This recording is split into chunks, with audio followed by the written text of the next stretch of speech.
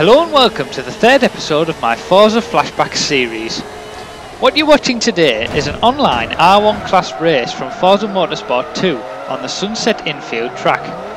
In this race I get off to an absolutely terrible start when a concertina effect of crashes mean that my braking is too late and I end up going into the back of another car, causing me to spin.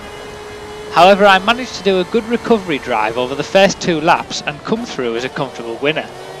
In the last 2 laps, I'll switch camera angle to the one I actually use when I'm racing and put on the telemetry so you can see exactly what I was doing in terms of braking and throttle control. Otherwise, you wouldn't really be watching much. Of note in this race, however, is a guy called Tim, who is in the Ferrari I hit at the start of the race and is just ahead of me after I get back facing the right way. He manages to work his way up from 5th to 2nd and showed himself to be a decent driver over the few races we had in this lobby, although I always tended to have the edge in the races we had before this. The problem with him is that he was always capable of a bit of cheating, be it cutting corners or trying to spin people out, and that ends up being his undoing in this race, as you'll see. I just wanted to point him out to you, as he will feature in a future video as well. But I also wanted to talk about my history with racing games in this video. As I touched on in my gaming history video, I guess I could trace back my racing game interest to good old Micro Machines on the Sega Mega Drive. I used to really love those games for their quirkiness as well as the racing, and I had multiple different versions. When I got my N64, I had the F1 97 game, and that introduced me to more serious racing, but it wasn't until Gran Turismo 3 on the PlayStation 2 that I started to learn about true racecraft.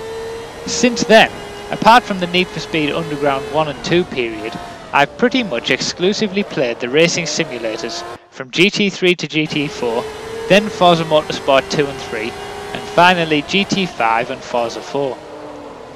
Whilst I learned something new about racing with every game I played and got better and better, I would say Forza 2 was the breakthrough. I bought the limited edition on a random spare of the moment thing, given I'd completed GT4 100% so had nothing left to do on that, and GT5 was nowhere near being released at that point.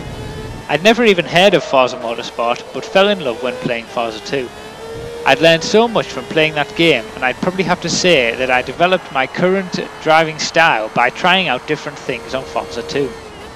The random tips they used to put up on the loading screens actually used to help me, and the little booklet I got with the limited edition gave me some nice insights into how to be quicker.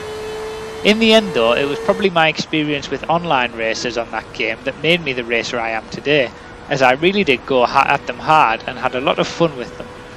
I would say that whilst the Gran Turismo series has fine-tuned my driving abilities due to the difficult challenges each game has, the Forza series developed my abilities more, especially in terms of consistency and understanding the car.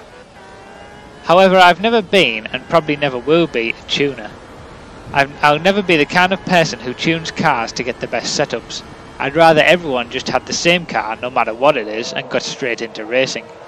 I always tend to just download the best tunes for the best cars when it comes to the Forza series, so I'm at least competitive online, and then just try to win from there. That's what I did with the Ferrari in this video. So that's my quick history of racing games. I hope you all enjoyed it, and feel free to let me know how you got involved with racing games yourself. If you haven't yet, why not? What puts you off? Thanks for watching guys, and I'll see you next time.